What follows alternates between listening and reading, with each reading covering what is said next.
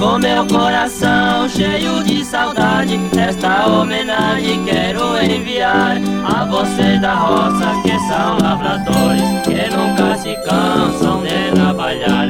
Jesus Salvador protege o roceiro, herói que da luta nunca fugiu. Peço que ajude nossos lavradores, o braço direito do nosso Brasil.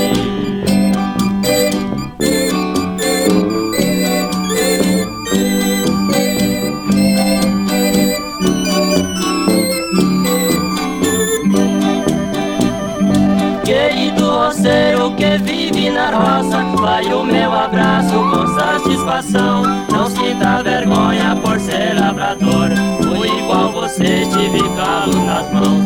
Aceite o abraço de todos os artistas, aceite também o aperto de mão. Aceite o abraço bastante apertado das Forças Armadas da nossa nação.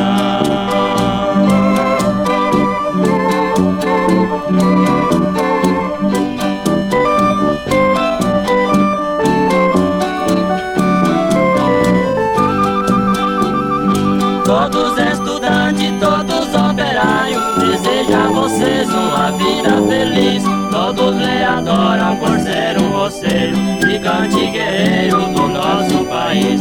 Aceite também o abraço apertado de todos os prefeitos e todos os deputados. Aceite o abraço do presidente de todos os governos de todo o estado.